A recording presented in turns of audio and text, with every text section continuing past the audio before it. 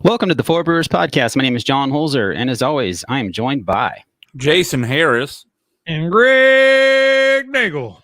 This week on the show, we really didn't have any ideas for a show, and much similar to many ideas on this podcast, including our actual name of the podcast, Four Brewers.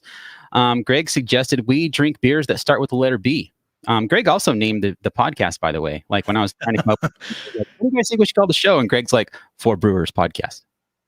Or Four Brewers and a Microphone, he said. And I'm like, Four Brewers. Okay, I like it. Done. So, yeah, Greg said, let's try beers that start with B. And Jason actually liked that idea. And I thought, well, how can we make this something that, you know, can be ongoing? And so I decided to basically do the ABCs of beer.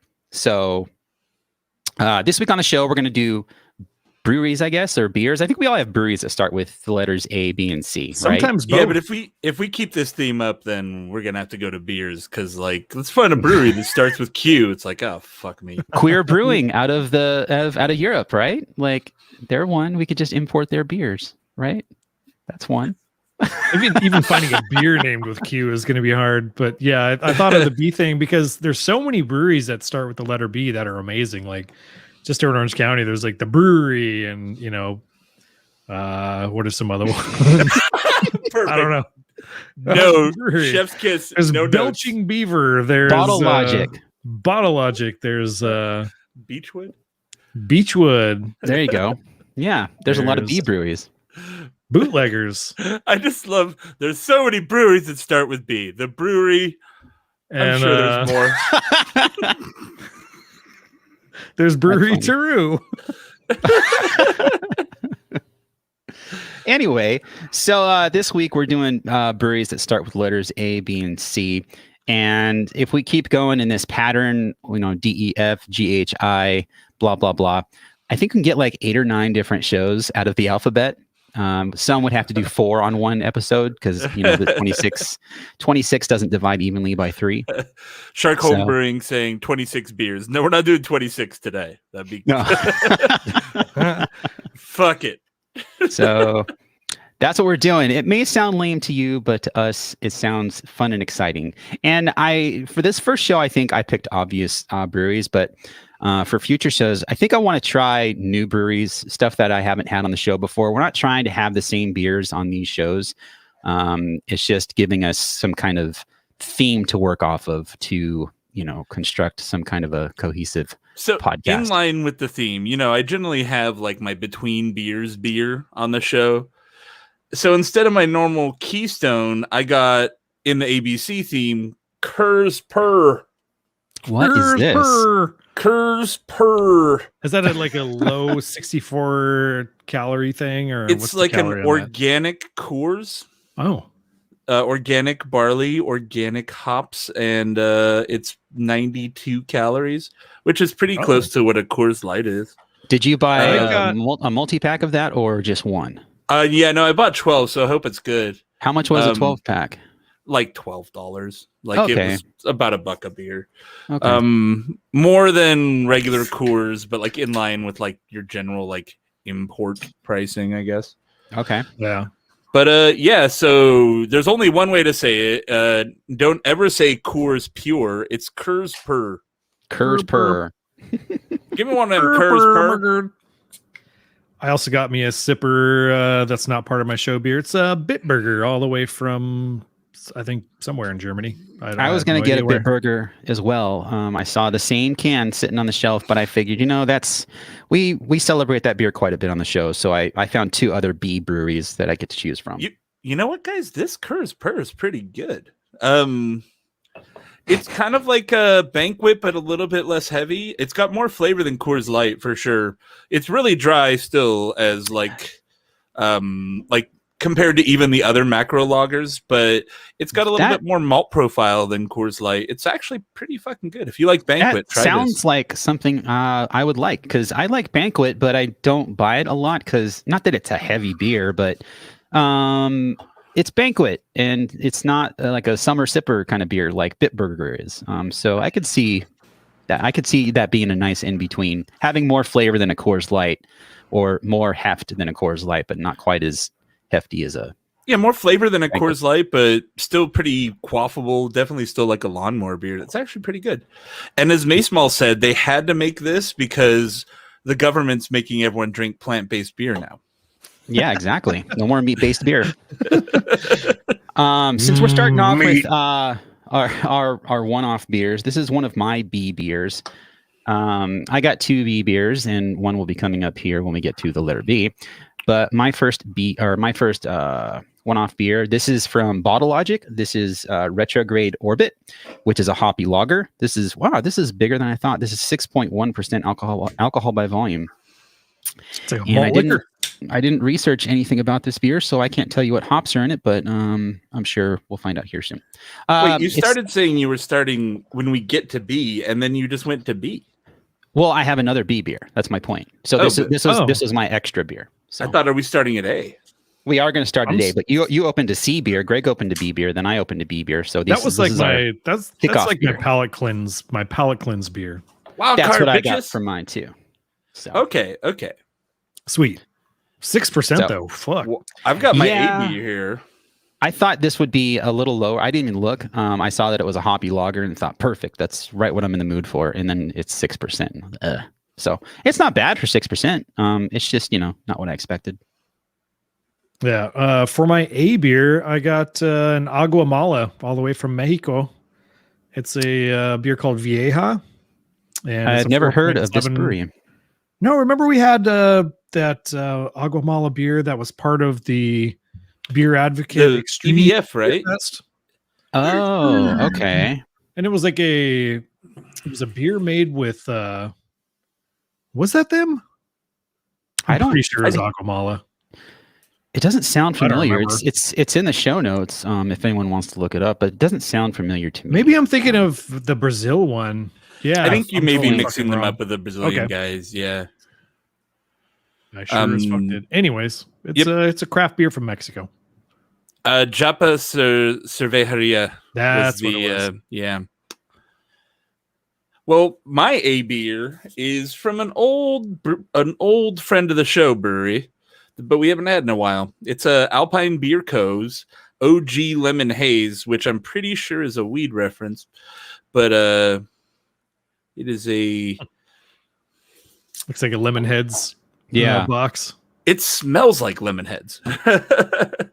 So the question is this is Green Flash, right? I mean, it's Alpine. They still own the Alpine brand, and it is. Look at that. That is chunky monkey. Ooh. There's chunks in it. It almost looks like that boba drink. Need a straw? I should have left the last little bit of that can. I wasn't expecting that. Man, that's chunky. Nice. That is super chunky. How's it taste? Chunky. Man, it is lemony hops. Like, I don't know what kind of hops they used in this beer, but just a ton of lemon coming through. It doesn't taste Bavaria. It doesn't taste like Sriracha Ace. That was like the weird lemon pledge hop. Oh yeah, that's like insanely over the top with lemon. But this is super lemony. But again, it's kind of like a lemon head candy, but with a little bit of a bitter hop bite. And for a hazy IPA, honestly, if you gave this to me blindfolded, I wouldn't have guessed it was a hazy IPA. It's much more in line with like a West Coast IPA flavor profile. But it's pretty good.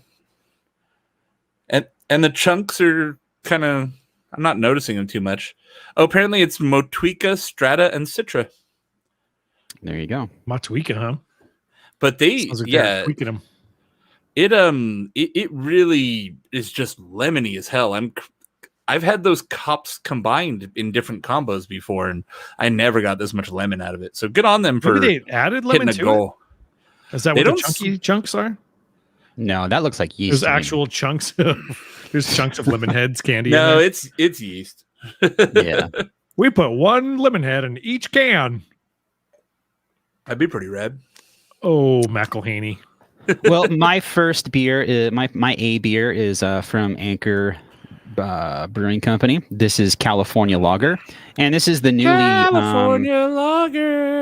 dun, dun, dun, dun, dun. This is with their new branding, which I am a big fan of. It looks I don't pretty have tight. I'm going to be honest. Yeah, I don't have a photo of the old branding handy, but the old branding for this lager, the label it looked good and it fit Anchor's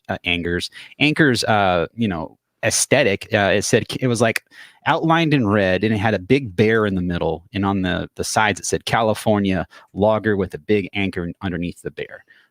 It was very much an old school Anchor label, but like I said, they rebranded everything, and it's basically 2 colors for each label, and it looks really good. So this beer is made with 2-row and cluster hops, and apparently that's it. And of course, Anchor's special yeast, and their yeast is usually what makes beers, taste and smell like Anchor beers. Head on this thing burned off really quick. Like, it looks like it's still almost, which is kind of disappointing. Yeah. What the hell, Anchor? Really good though. It's got a nice sweet edge to it. Nice full kind of sweet bready mouthfeel. That classic Anchor steam kind of flavor. It's almost like Anchor steam beer, but not as like rich and heavy. It's like Anchor steam light, I guess you could say. California Lager is a good way to put it. It comes off kind of bright and citrusy and sweet, and it's a really good beer. It finishes dry though. Like it's a very quaffable beer. 4.9% alcohol by volume, 19 IBU. So it's nothing super hoppy. It's just a really nice, easy drinking beer. Just rattling off the stats at the end, it just reminded me to be like, brewed in Golden, Colorado. Drink responsibly. Yeah, this I don't know Aguamala. if I could speak that quickly. Or Aguamala. The Aguamala. Start that over. It's a trip to. So this beer from Mexico, it's made in Ensenada. I don't think I've ever had like a Mexican lager brewed in Mexico that wasn't like a mass produced, obviously like Dos Equis or whatever. But this it comes off more as like an ale. It's got a lot of fruity character on there, like sort of like rich apple character, like apple pie almost. Wow, it looks very dark too in the glass. Yeah, I mean, yeah, you could see through it. It's very clear, and it's got some bready notes, and it's got a definite like fruity, yeasty character in there. Yeah, it's very when you hold it up dry. to the camera, it's more brilliant than I thought it would be. It's got really nice, deep reddish brown tones to it. Yeah, it's a beautiful looking look of beer, like a deep caramel. It smells great, and God, I mean, obviously sitting in my office here is probably not the right environment to enjoy it. It's more of like probably just grab a few cans and take them to the beach or something. It's it'd probably be really good. Well, now you can, Greg. Thin. It's a little thin.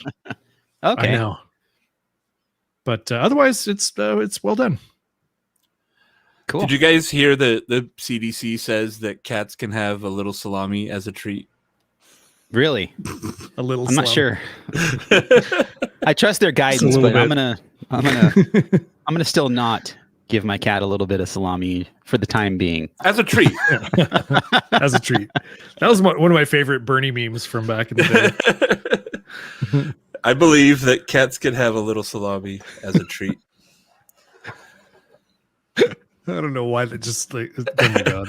It's actually, and to be completely accurate, it's actually little salami, not a little. There's a typo in the original one. You got to be authentic. Cats can have little salami as a treat. Little salami? Mm-hmm. Okay, that was the typo.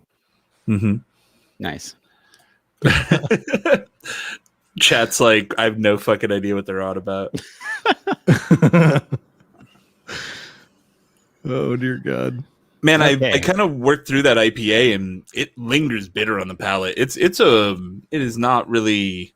It's hazy only in look. It is a West Coast IPA. It's good though. But that's a what's green flash thing, right? Yeah.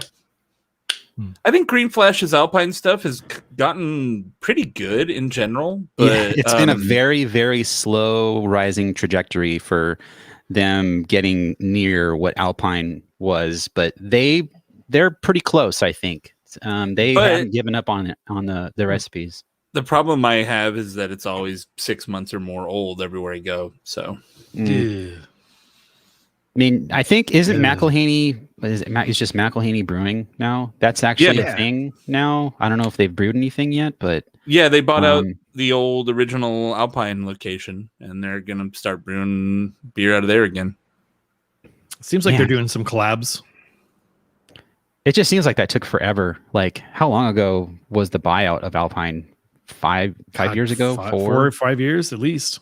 Okay, remember the show we did when Jason went to Alpine and bought the beers and went, Jesus Christ. Yeah, because that dude got real mad and started messaging John like drunkenly. Oh, Mike Hinckley? Yeah. Yeah, he I'd be like, it seems as though anybody with a microphone can share their opinions, doesn't it, John? Yeah. I guess so, man. Yeah, pretty much. You hit that nail on the head, buddy. God. So moving on to the letter B. I feel like we need like a jingle or something to, dim ba ding ding ding. You can find them online and then just insert them after the show. I guess so, yeah. It'd be fun to do it live though. I'm moving on to a beer from Brooklyn. Is it Brooklyn Brewing? Brooklyn Beer Company? Brooklyn Beer. Brooklyn Brewery. That's what they're called officially. And this is their summer ale. I could have picked up their lager, which is a classic. Like everyone loves Brooklyn's lager, but I figured, it's getting close to summertime, and this was in theme with the beers that I chose. So why not? This is 5% alcohol by volume, and that's all I really know about this beer. And I've never had it before, so pretty stoked about it. That's a true summer sipper. I got a B beer that I had never had before. I also have a Belching Beaver, which is double B. Wow. But, I'm gonna benchmark. I'm gonna sideline that one. I brought Bell's Lighthearted Ale. I gotta go on record. I love the way this can looks. The like kind of retro 70s coloring. Yeah. I think it's really cool. That looks like a shirt I would have worn in the 70s when I was a kid. Exactly. Like 70s / 80s kind of thing. Like it definitely has that like Stranger Things kind of vibe to it, like from yeah, totally, yeah. Yeah. And I also have a Bell's Brewing beer. Mine is a Hop Slam. Wow. Hop Slam, where they slammed them. That's got to be at least 3 months old. Yeah. Is there a date on it? It's 2021. It comes out in February, like Pliny the Younger.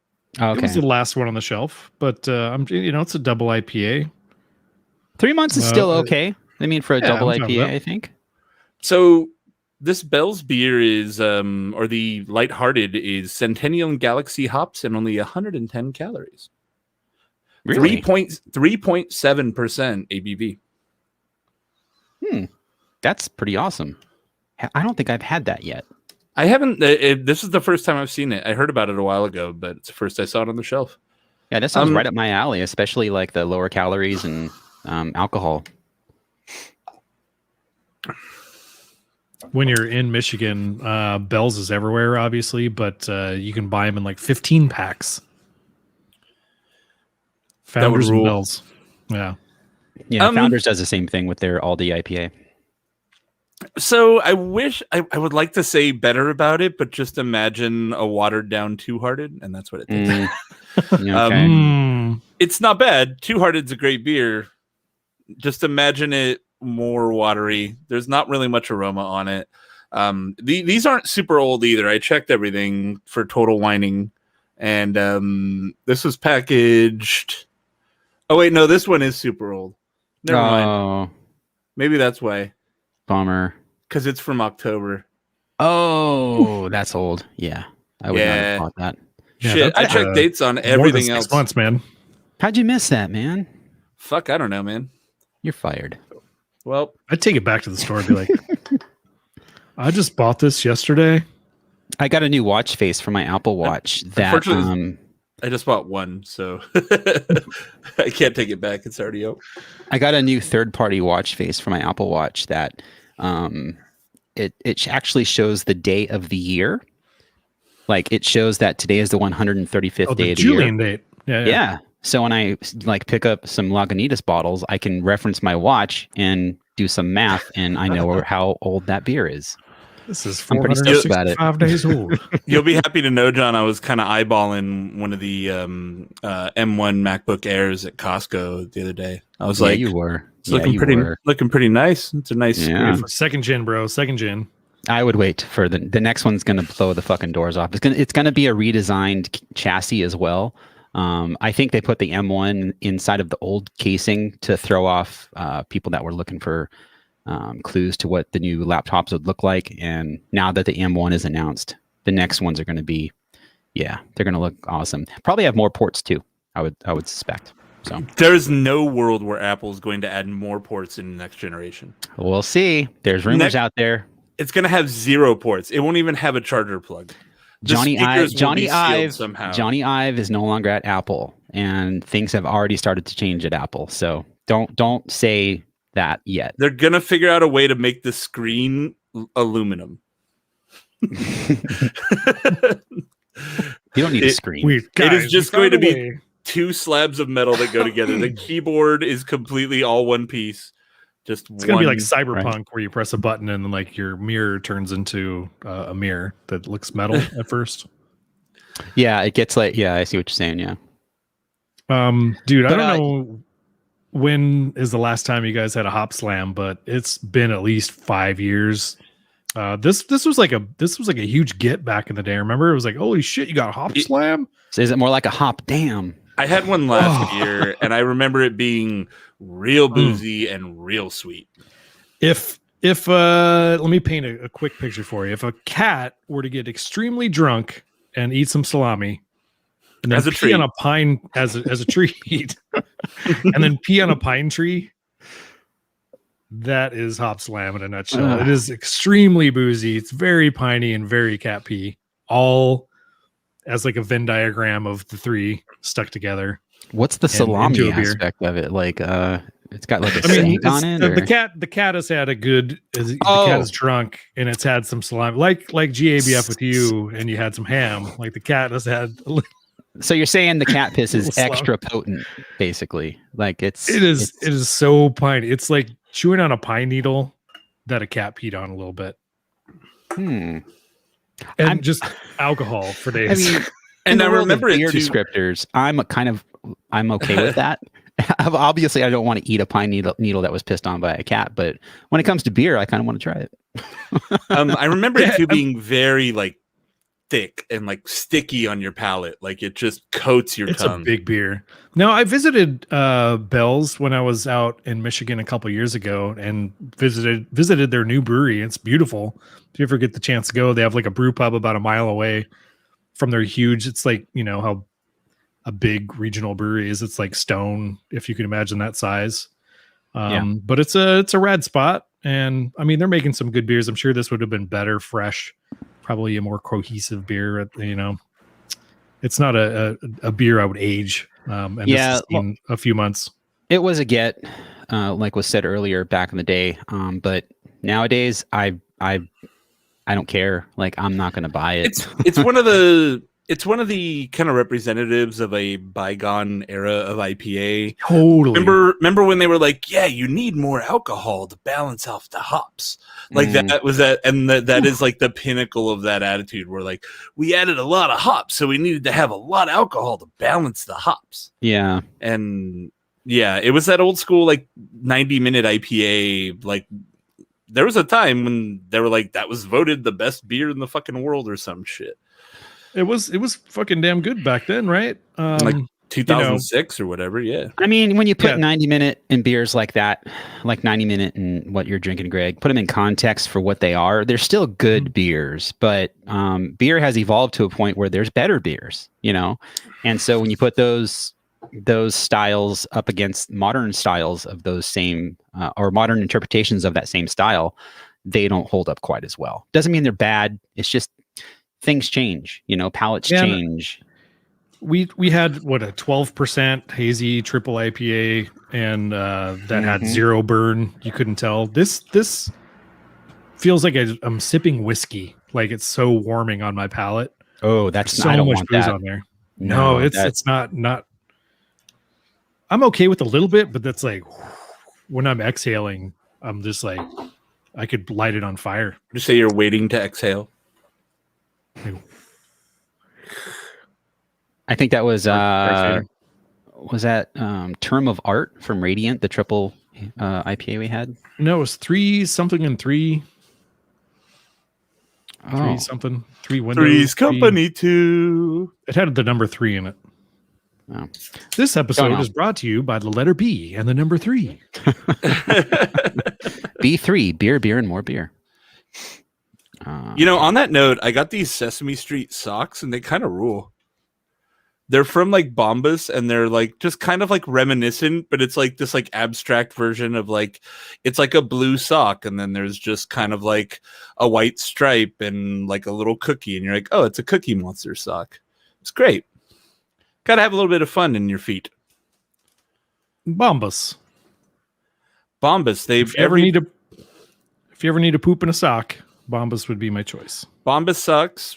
Every pair you buy, they donate a pair to somebody in need. Go to bombas.com, use the promo code 4Brewers, and get 10% off your first order. None of that will work. We are not sponsored. What's the bed one that I always hear? The Fed one? No, the bed. There's like a bed podcast. Casper? Purple? Maybe it's Casper. Casper, Purple, Beddit. Ooh. Is that a thing? Beddit? That's like the subreddit about beds. Look at this beer. So moving on to the letter C. Greg, what are you drinking? You just showed us something. I'm going double B. I'm saving my C for last. Wait. Huh? Oh, you're throwing everything off, man.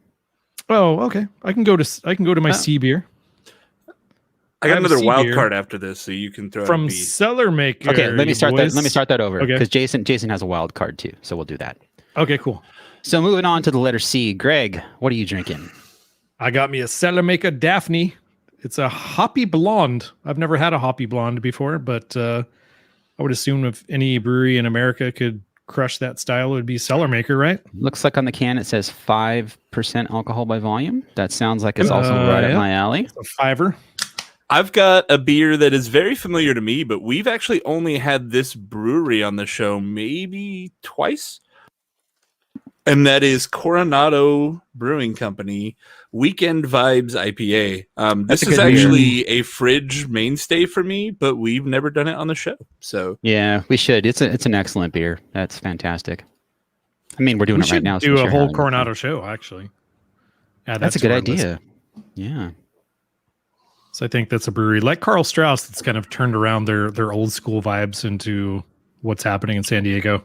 Most definitely. I mean, especially comparing them to Carl Strauss. Coronado and Carl Strauss are two mainstays in the San Diego beer scene that, I never really lost respect for them, but I wasn't really hyped on them. And now, like, they have that respect of being a mainstay in San Diego, and they make beers that are evolving and that are relevant to the market that they can, get out to the mass market too. So they're competing. Yeah. Leninade asking if these beers were canned weeks ago or months. My beer's from March. So my Anchor. Actually, no, I'm sorry. This is March 5th. Sorry. Yeah, so March. 2 months ago. My Anchor California lager was packaged in December, and it says Union Made in San Francisco. Fuck yeah. And the Brooklyn Summer Ale was packaged. It's best by August of 2021, so it's fairly fresh. And my C beer, this is a beer from Chapman Crafted. This is Cool Kid hops. It's a double IPA. And I don't have the can with me, but when I looked, I think it was packaged April 28th of 2021. That's my birthday. Hey, happy birthday, Greg. I turned 50.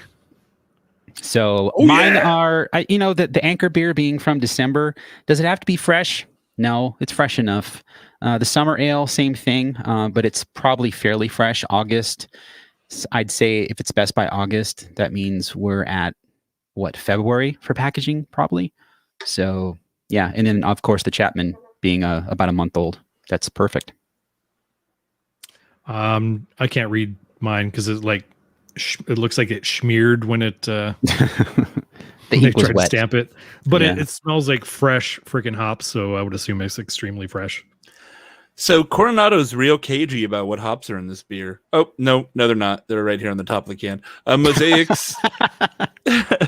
Well, I was looking on the side and it's just like, it's bursting with tropical dankness. I'm like, what hops? But they're Wink, wink. They're It's up tropical dankness. here. Mosaic, Citra, and Simcoe, which is fucking power trio right there. Yeah, the Cool Kid hops from Chapman is made with Citra, Mosaic, Galaxy, Eldorado, and Cascade. So it's all the cool hops.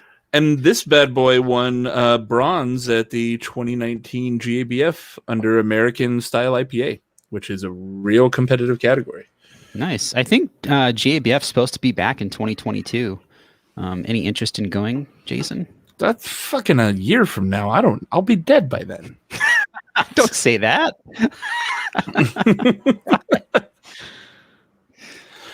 Look, man. I don't know, man. I'm still excited. I'm still excited to go to the California Beer Summit and stuff like that. It's so low key, and it's all the best breweries from around I haven't here. even Come on. I haven't even drank from a glass at a bar in over a year. So let me baby step out into the world. Well, we had beers at Wix. You weren't at a bar. Plastic. That's true. Yeah. So until you can drink at a bar out of glass, then things are back to normal. Okay, Yep. that's a fair Nodding. baseline. It's good podcast. I'm nodding. I drank out of a glass recently, and I didn't notice anything weird. I went to Unsung yesterday and had beers. Mace Mall called out glass? Radiant. That's true. I did have a glass at Radiant. Oh, they're doing glasses at Radiant. You're Okay. gonna die. Yeah. Did you met Mace Mall at Radiant, right? Yeah.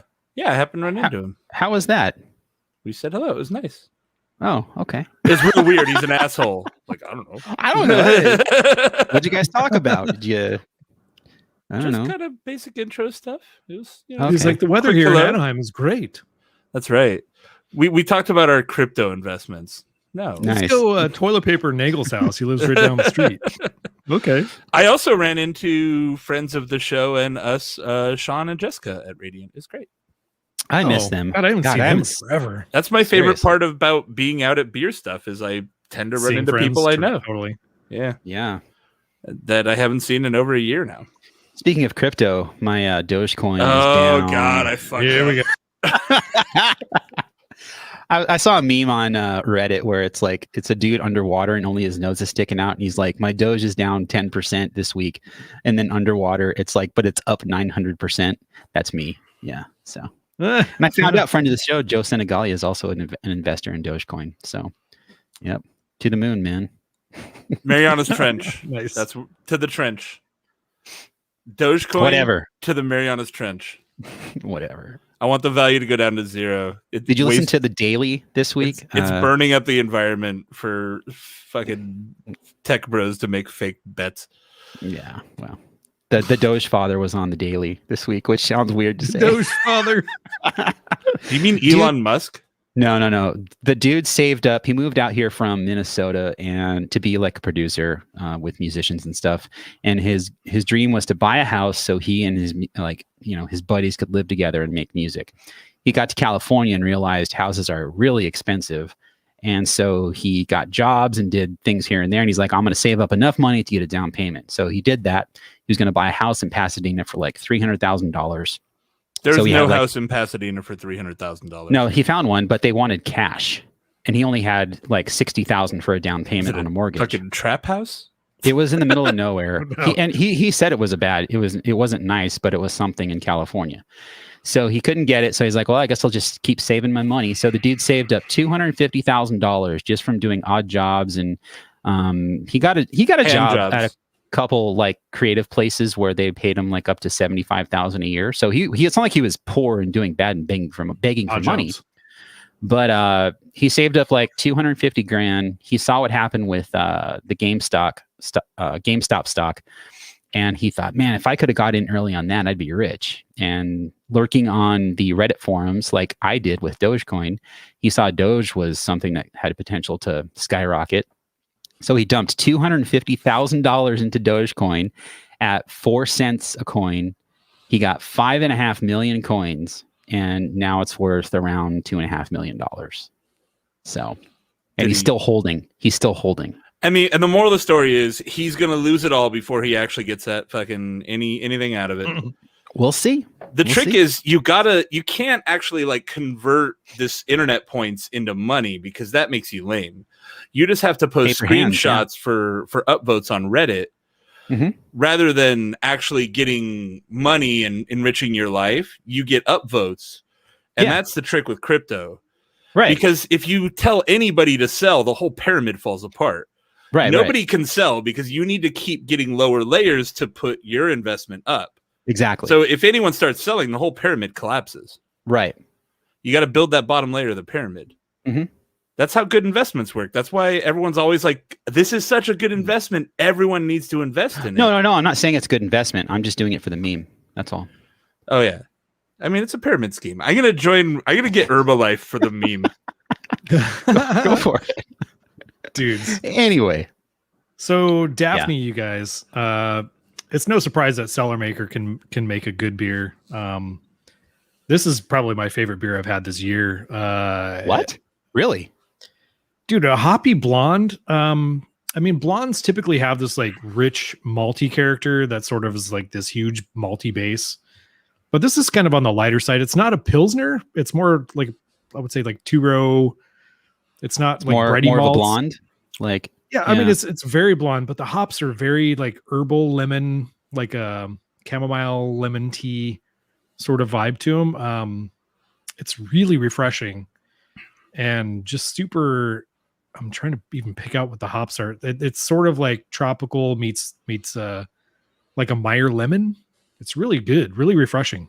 Super how is highly the recommend finish? this beer. Like, because typically with a blonde, you get a semi-sweet finish that's dry, but still leaves like a lingering kind of bready mouthfeel. Otherwise, a blonde can come off thin if it doesn't have that kind of. No, it does have thing. it has a really nice finish. The finish is you do get some little residual hop that carries it through. It's not like overly. There's no bitterness to it. It's just a nice aromatics to it and really nice flavor. It is a blonde, not like an 805, but maybe just a lighter version of that, more honey based malts. That is kind of an interesting concept, though, where you're taking, hoppy pilsners have been kind of a thing that have been done a lot, but taking a blonde ale as a base, which has kind of a strong malt profile, but then adding a lot of hop to that, it's going to get you something a little different than just if you made like an IPA, right? Like I that's an interesting combo that you don't really see a lot. So it's really zippy. It's really zippy. Like it's got this really nice bright hop character to it. It's really good. Was that a Windsor purchase? Yeah, they had 4 packs of them. Okay, because I saw Windsor's been getting the Cellar Maker stuff on the regular. So man, I got to get back out to OC. You know who I saw in local distro this weekend for the first time ever is Lengthwise from Bakersfield. Really? Yeah, they had their 6-packs at Total Wine. Oh, interesting. Haven't seen them out here before. God, what was I his just name? trip out that you buy beer at Total Wine, man.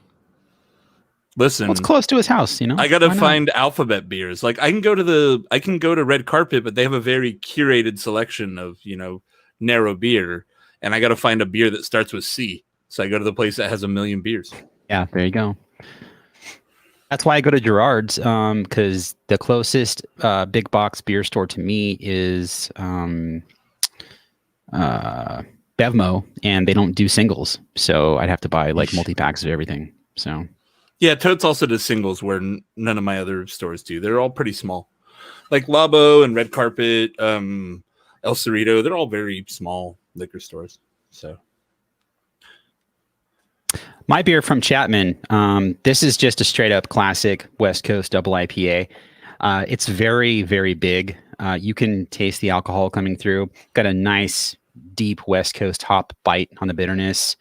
All sorts of fruit and candy on the nose. Maybe this sounds derogatory or bad, but it just comes off like a typical well-made West Coast double IPA. And that's Chapman about for it. you.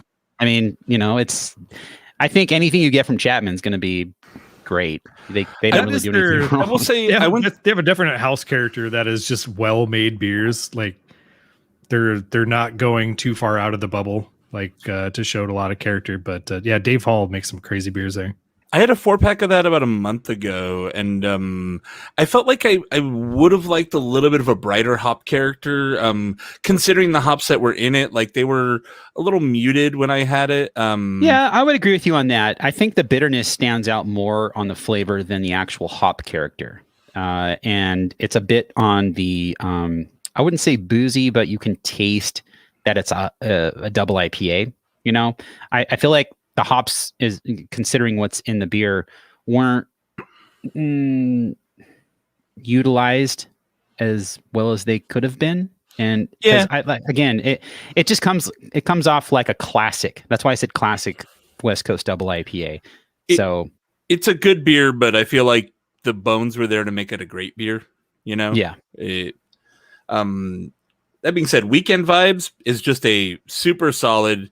If you're like me and you like beers like Swami's, this beer is right in that same wheelhouse. Just a dry, hoppy. It's probably not as bitter as Swami's, but it's got a great hop character. A lot of mosaic coming through. You get that Simcoe dankiness. Just a super drinkable summer West Coast IPA. Yeah, I agree. It's a great beer. Yeah, 2.5 months old. It's got a great aroma on it still. Just a really solid ass beer, and I can get it at the grocery store. So, two things in reference to what you said. The first one being to how fresh it tastes, being 2.5 months old. There's a woman on Twitter. Her name's M, I believe. Hang on, let me look here real quick. She does like cartoon drawings for the Cicerone certification program. We can't do M right now, John. We're on A, B, and C. Pints and Panels on Instagram. Yeah, Pints and Panels. There you go. And the one she most recently posted was about basically oxidation in beer. And early in like the canning boom over the last like 4 years, we had a lot of beers that had diacetyl and were oxidized in the beginning because it was like basically a mobile canner that would go to a brewery and maybe it wasn't as dialed in as it could be, and beer sat on shelves for a month and they were diacetyl and oxidized, and it was like the a dissolved 50-50. oxygen was a big problem with early mobile canneries.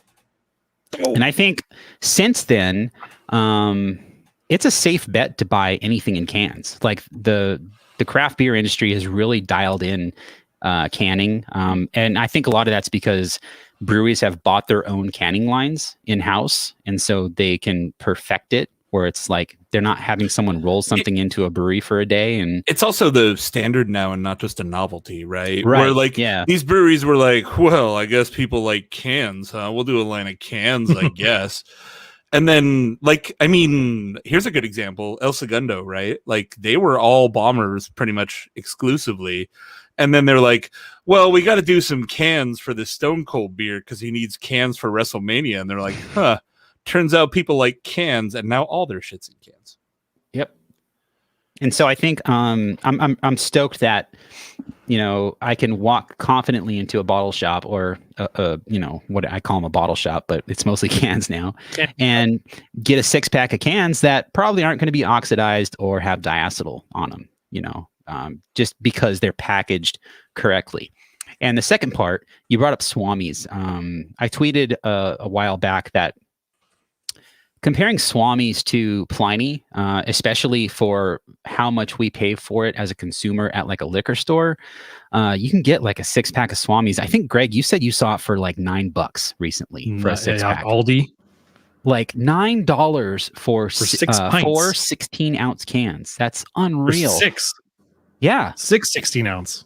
That's what I said. And so compare that to Pliny, where I'm sure if you live near Russian River, it's cheaper buying it in bulk. But down here, we still pay about $6 a bottle for Pliny. And that's what's a 500 ml bottle, I think? Yeah. How much is it if you order it on their website? Was it $25 for a 12-pack or something like that? No. That's a good question. I think it's more expensive. A shipped case like of 40? Pliny the Elder, it's like $70 or $80. Is it really? Shipping is a big part of that, but yeah. Jesus Christ. I mean, again, they're like $6 a pop times 12. So it's but there was 2 parts to that, like my thought behind that tweet. Not just the price, but Pliny's still a great beer. Like I would obviously get it if it was on tap, like whatever. And when you get beers on tap, Swamis and Pliny, they're probably going to be around the same price point for, a pour. But these days, like my palate's just leaning more and more towards Swamis. Like I drink it often enough to where I'm more familiar with it and I like it more now than Pliny. And do you ever read that thing beer about how like all these evolutionary tracks like keep converging into crab and everything becomes crabs? No. Well, either way, that aside, crabs aside, I feel like it's just, that's the final evolution. You're just like, I just drink Swamis now. Yeah, lineage crabs would agree. Yeah, and like, who's going to be the next Swamis? Like, because there don't need to be. Pizza Port will be around forever. Totally. Okay. Yeah, in the chat, Leninade 3000 is saying $61 for a 12-pack of Pliny. That is insane, dude. $61. It's a premium beer at a premium price. Like the whole thing is I think they could probably sell it for cheaper, but like the demand is so crazy they like have to temper it somehow. I get like that. See it on shelves here now. Like I can go to Windsor or any other bottle shop that has it, and they usually have them in stock. But how much? Honestly, I don't know. I never buy it. It's probably like going to be $5 or $6 at least. Yeah, I would say around $6 for $6 a bottle. Yeah, but what if you had to pay $6 for a can of Swamis? Hell no. I'm Never not gonna pay that. No. So, and they're equally good beers, but it's just, I feel like as far as scale goes, Pizza Port, maybe I'm pulling this out of my ass. I don't know. I feel like Pizza Port and Russian River are similar in like scalability and like getting their beers out there. I'd actually be really curious what the differences in their brew house size is. Don't quote me on that. I could be completely wrong. But, the thing is, you don't buy Pliny all the time. It's not a daily drinker. That's you true. have a little of Pliny as a treat occasionally. Yeah, I always buy it for people's birthdays because I think it's it's a really good gift to somebody. Like, here's a Pliny, and they're like, "Sweet, thanks, man." Especially people who aren't beer people, like you went to the trouble of like hunting it down, and here's the world's best IPA as of 2015. I guess so. Yeah, they do have that novelty aspect to Pliny where they can charge more for it because you're getting something special. Sure, I can see that. I mean, I remember watching a video on some, one of those weird content factory websites, but it's like a local, like LAist or something like that, right? And it was like, we're here with Joel McHale driving around LA to get his favorite. Oh, I remember that. The only beer he drinks, Pliny the Elder. And he's just driving around LA trying to get Pliny the Elder. And like that's the level of like fame that beer has. Yeah, Mainsmall in the chat is saying that Kim at La Bodega still gets calls for people asking for Pliny. So I mean, I guess the mystique is there. And why not? There was a bottle shop in San Diego I went to, and they had oh my god, I found it. They have basically it's like two wrestlers, and then the one it's like, do you have Pliny? And the guy it's like no, and he's suplexing the guy. And then when they actually do have it, they have like a little tag. Hold on, I actually found the picture of it. We've been there. Dude, yeah, I think it was we went there when we were at the beer summit, but yeah. Normally it just says no. And then when they have it, they're like, well, yes, actually. Dude, High Time Wine Cellars in Newport Beach has you pull up in their parking lot and it's on the outside of the building. Yes or no, Pliny. Well, So I guess like you don't even have to go in the shop. See, I didn't factor that in. But casuals, like that is the one IPA they know. Like they read about it on Thrillist and they know it's the best beer in the world, and they don't know much about beer, but they know that that is the best one. And so they want the best one. If I'm going to try a beer, I better try the best one.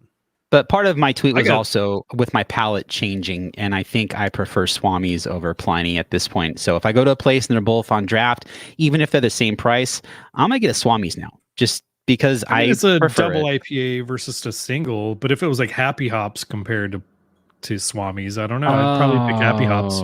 That's a good point. I would pick Happy Hops. Yeah, I'd pick Happy Hops. Okay, Russian River wins. Hops. So I do have a bonus beer, you guys. Funk yeah, you do. Blendery. Funk yeah. It's a triple B. A triple B, you guys. Triple B. It's Funk yeah with boysenberries. The Beechwood Blendery boysenberry? Yeah, Funk yeah. Funk yeah, my friend. Oh my god. I've got a fucking blast from the past here, you guys. What you got? I have got in cans, which is not what I'm used to seeing it. All right. Whoa. Ooh. I know what you got. Avery Brewing. Maharaja. Maharaja. In cans. Woo. That's beer. And me. Oh man, I used to drink the shit out of that beer in the 22-ounce bottles. Like you drink one bottle and you're done for the night. 10%. Okay, so Greg was talking. Greg was talking about Bell's, his Bell's beer being kind of like the old school, heavy double IPA. Exactly that. And in fact, it was hard to not just out the Maharaja then, because I was like, oh, I have the perfect complement to a super malty 10% 2005 IPA.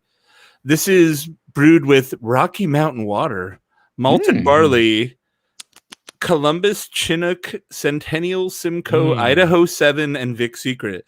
They've changed it over. They've changed it apparently sure. with Idaho 7 because it definitely wasn't in there 10 years ago. And Vic Secret too. That's a new one. Yeah, I never really liked Maharaja. That was a beer that was always kind of like if I was hanging out with Dr. Bill, we'd have it, and that's the only time I'd really have it. Oh, it was a regular buy for me for a long time. Same. Not me. Yeah. So this is pouring, beer. You know, kind of actually I thought it was going to be more caramelly colored. It does have color to it. It's not a West Coast per se, but and it's got a nice little foamy head lingering, but the nose is pretty much gone. This is from February. What? February 11th. Which not old enough. That's a big enough beer. Yeah, but there's not much aroma on it. Weird.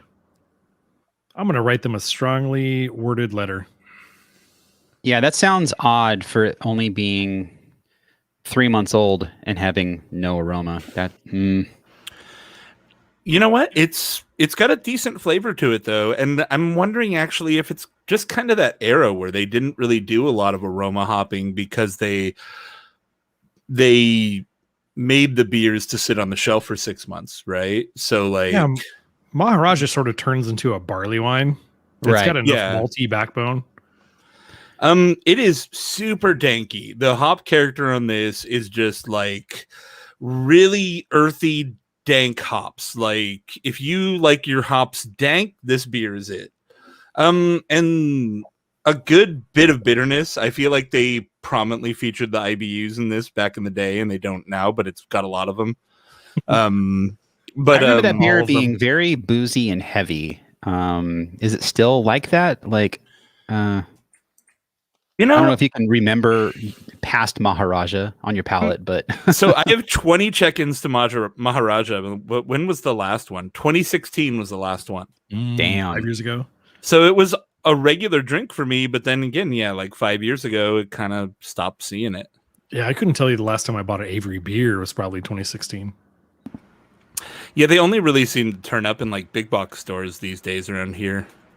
Yeah, Like I probably said, like though- this Margarita Berliner Weiss or something. I think that was the last one we had. It was pretty good. But the flavor is actually pretty good. It's got a nice bitter bite to it. It's got a good hop flavor. Again, it's very like sticky, resiny, danky kind of old school hoppy beer. It's got a very sea hop vibe without a lot of pine, which is weird because Columbus and Centennial usually get pretty piney. But I think maybe the alcohol is kind of balancing out where you're not getting overwhelmed by that piney flavor. But it's got a good hoppy flavor to it. For a 10% IPA, actually, I would drink this over a lot of the triple IPAs that I've had. Yeah. Did you have an extra beer, John? And I God do not- bless them. no. God bless them. They still call it an Imperial IPA, which barely anybody says anymore. They're still holding on. It's an Imperial IPA. I mean, goddamn 10% it. is the line. But I do have this Funk Yeah, which just came out last month. There was 3 different varieties. There was boysenberry, there was a nectarine one, and the plain blend. So it's a non-spontaneous goose inspired, 1, 2, and 3 year blend of lambic Right. style beers. And the base one was, oh my God, I just took it down. It was so delicious. The nectarine one was extremely sour. And this one is sort of like the happy medium between the two, where it comes off more like a boysenberry pie. It's a beautiful looking beer, very ruby violet character. That does look good. Yeah. It smells kind of funky. It's got a lot of barrel character to it.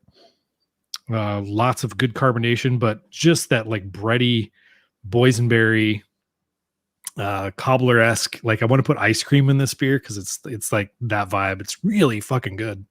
I have a Funk Yeah raspberry that sits on the same shelf with my mayo and mustard in my fridge, and I see it every day.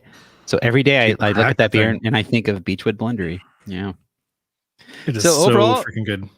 Overall, I kind of like this theme of shows. Like it allows us to get a different mix of beers. Especially since we're still recording remotely. We've all been fully vaccinated at this point. So we could technically record something at my house. Personally, I'm in no rush to do that, but I'd be down to do it if we wanted to do something special.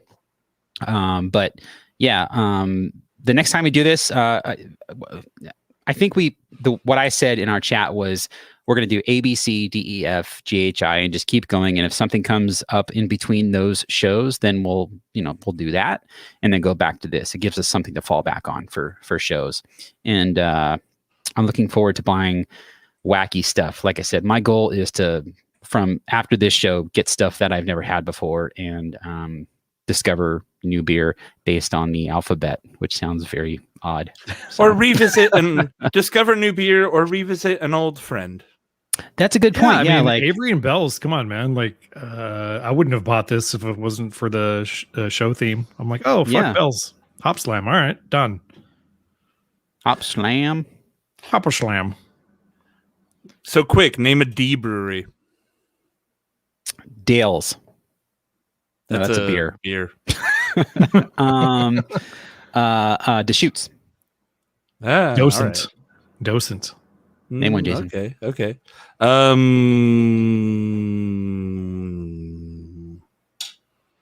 Come on. There's a brewery in San Clemente called Dog Powerk. Wow, that's obscure. It's spelled dog and then PAW. Okay, how about an E brewery? El Segundo. Greg. Okay, easy. Shit, I have no idea. Anagrin. Enegrin, yes. Ermagern. Too bad Dale Brothers is gone, or they're called Last Name, just or get whatever a the fuck last now. name. Oh yeah, last name. They've moved down in the alphabet.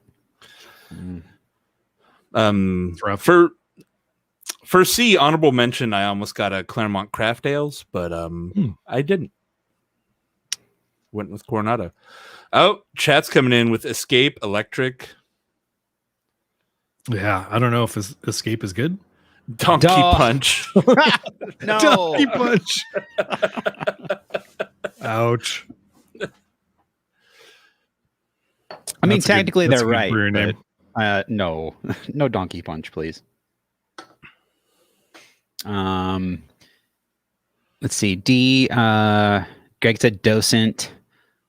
I said Deschutes. Shoots, yeah. Oh God. Apparently, the next episode's gonna be real hard. Doddard Times was suggested. Dogfish Head. Oh yeah, there there we go. Dogfish Head. So that's 3. Okay. Did we get 3 E-breweries? Evan. Oh, I said Evans. Enegrin is what I said, but Evans was also on my mind. But they will not be on this show because they fucking suck. There's Drake's. Oh yeah, Drake's. Oh, Drake's. Yeah, that's a good call. Yeah, they fucking rule. Eel River. That's okay. That's a callback. I'm just gonna literally Google breweries. No, you can't do that. You can't do that. It's off the top of your head. Okay, F. I'm not going to say the F brewery everyone's thinking about. To pay your respects? No, because they suck. Press F to pay your respects. Let's see. Firestone's obvious. Oh, Firestone, yeah. F. Faction. Oh yeah. We can't get Faction down here, but they're technically you find them at Windsor. Yeah, here and there. I gotta go to Windsor, man. Establishments. F. Now I'm looking around my studio. It's like Jason Googling. What's that one up in Seattle? Foster's Flying Dog from the chat. Seattle Flying Dog. There we go. Seattle has Fremont, right? They're from Seattle. Yeah, Fremont. Yeah. Figaro Mountain from Mace-Mall in the chat. Nice. Flying Dog. Holy shit. When's the last time you had a flying dog? You know what's funny is somebody in one of my beer groups posted it was like the most Maryland beer from the most Maryland brewery, and it was like Flying Dogs making like an Old Bay spiced beer. And I saw that. I want to try it. But they're like the most Maryland brewery that moved here from Colorado. Like Flying Dog was originally in Colorado and they moved to Maryland. That's like, true. Somebody hit us up on Twitter and was asking, "Hey, I'm going to be in DC. What are some good DC breweries?" I'm like, there's really none that I can think of that are good, but there are some. Chat coming in with some bangers. Eagle Rock, Fall. Fall. By the way, Fall's a good one. Spoiler alert, guess what I'm bringing to the next episode? Fall. When we get to H, we got a Highland Park. Oh, yeah. It's going to get all Highland Park beers. The DEF is going to be weird, but GHI might be hard, but G, you got green cheek, you got green flash, all sorts of greens. All the greenage. With Dogfish Head, wouldn't that count for 2 because it's a D and an F? There's a dog and then a fish. A D, an F, and an H. I think technically, dogfish is one word. Yeah.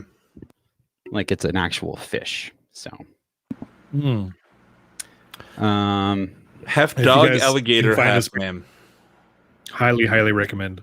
All the Funk Yeah beers I've loved. They're so good. I mean, is good. anything bad from the blendery? No, it's all good. No, but there's so many ways you can do a fruited goose or whatever, like have it be just not great. And it hits every fucking note that you want and gives you goosebumps too. So I do like 5-star beers today. Do you guys want to do an in-person show soon? Whoa. I don't know, maybe. What? Too soon. I don't know. I'm not used to going out. This is about as social as I get now. If we do it, we're going to do 2 shows. We're still going to get pizza, and it'll be nice and easy. Oh, we get mountain mics? Hell yeah. All right. Inland Empire Brewing was mentioned just now for I. Are they still a thing? Yeah, they got taken over by some other people. They're still... Right, but I didn't know if they kept the brand or wait, not, yeah, they maybe changed their name. Yeah, that's right. They changed the name, but they were still making... They were making the Victoria beer under the new name. Macemal calling out a legit concern, which is I will then have to put on pants to record. Like hard pants. I've been living a soft pants lifestyle. You got to get elastic jeans. And it's still hard pants. Like getting stretch jeans. I got these American Eagle jeans that I got 3 years ago for a party that I went to. It was like a thing that Yvonne, it was like it was at her boss's house, and she had a house, oh God, somewhere by a museum in LA somewhere. She's rich. And I was like, I'm not wearing a suit, but I'll wear good looking jeans, a fancy shirt, a tie, and a vest. And so I bought these jeans from American Eagle. They stretch and they're amazing.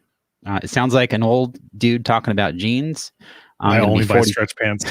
I'm going to be 42 in a week, so I guess I'm old, but they stretch, they feel good, and they hold their shape at the same time. Like with regular jeans, like after a month or 2 of wearing them, they get this weird stretch pattern in them where they just look like they need to be washed. And if I'm sure if Matt were here, he'd have a lot to say about this, but for me, it's like, okay, this is too much. Let's just wash these and reset them, basically.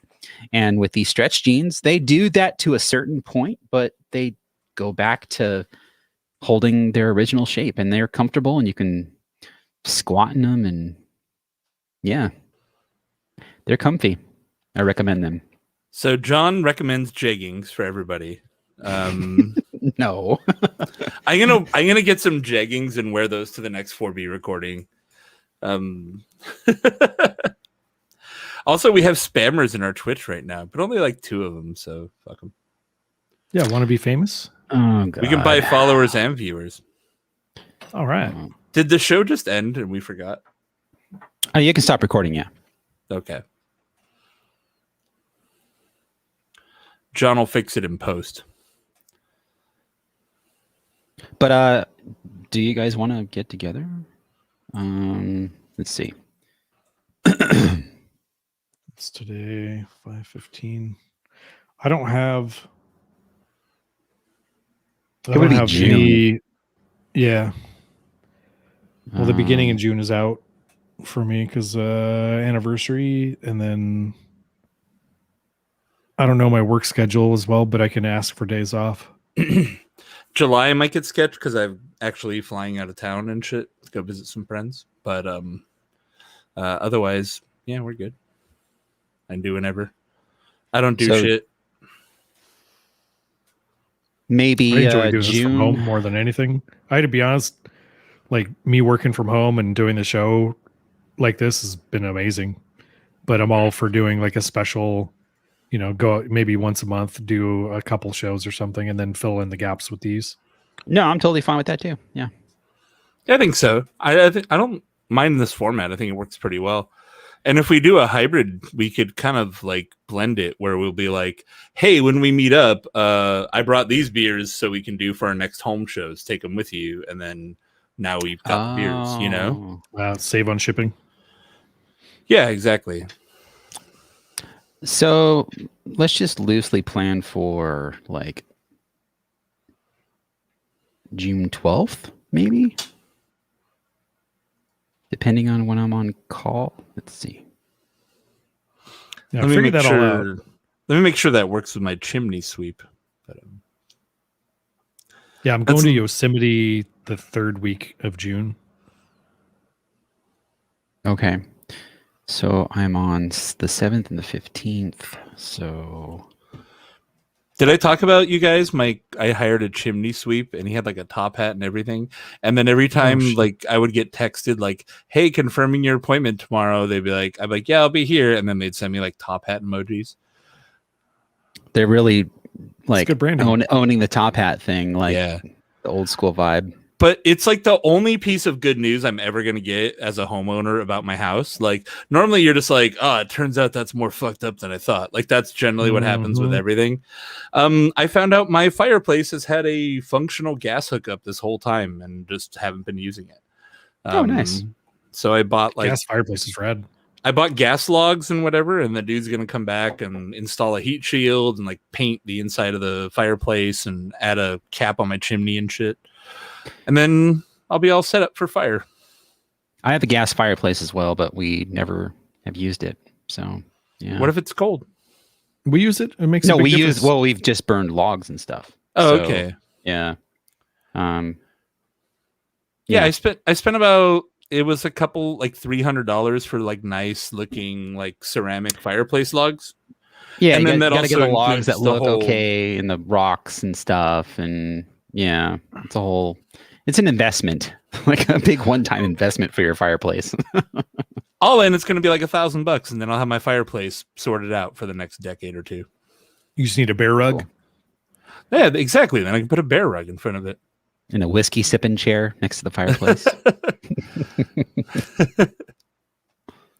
You can record it in front of the fireplace now. Lemonade SoCal winters are brutal. Yeah, you're right. They are. It gets under 40 degrees some years. Yeah, you got to put a jacket on.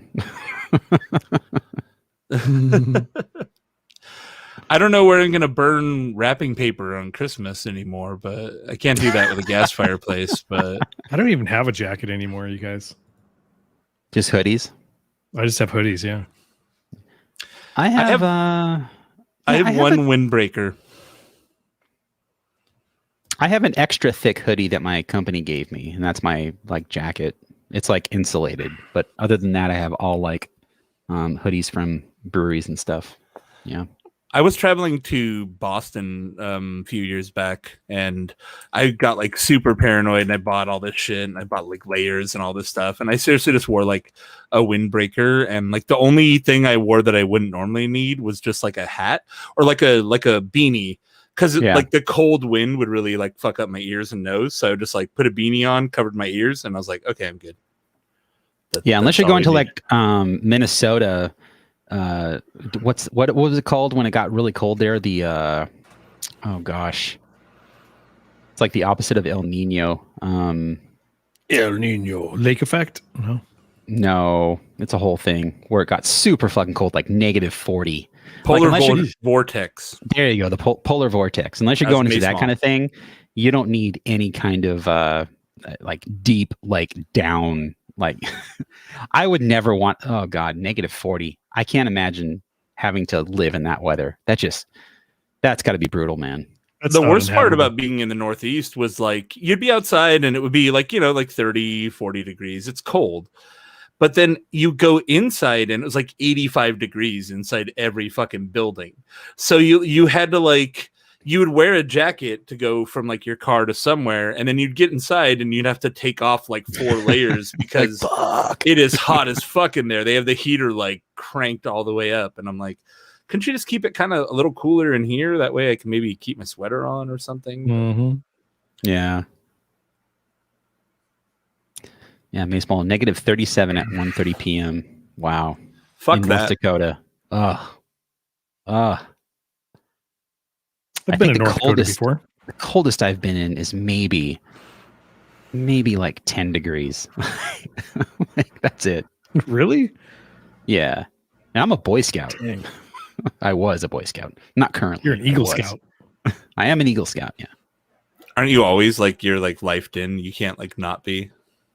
Well, I'm not a member of the BSA, but isn't it like gone now? The Boy Scouts of America? No. I thought they like went away. No. I was a Cub Scout. Yeah. They let girls in. That's a thing they did. Oh, they like the when I was a Cub Scout, I once ate a brownie. Greg. All right, everyone. Thanks for hanging out. Oh yeah. And next week, I guess we're doing DEF, right? Deaf beers. Deaf. We're getting deaf. I got to get a Deftone beer from Belching Beaver. Yeah. tie it all together. ABC. I'm gonna drink diesel exhaust fluid. This beer is very blue. Is it blue? I've never actually looked at it. Is it blue? I don't know, but it's definitely piss. It's urea. Definitely. Yeah, the diesel exhaust fluid, it's urea. I don't know the science Urea. behind why it works. So but I could just piss in that little hole in my diesel vehicle and I'll be okay. Maybe. I mean, I don't know the science behind it, but you're closer than you would be, like better than nothing. If it fits, I piss. I don't know. I'm a simple man. If it fits, I piss. Anyway, yeah, next week, DEF beers, and thanks for hanging out, and we'll see you guys next week.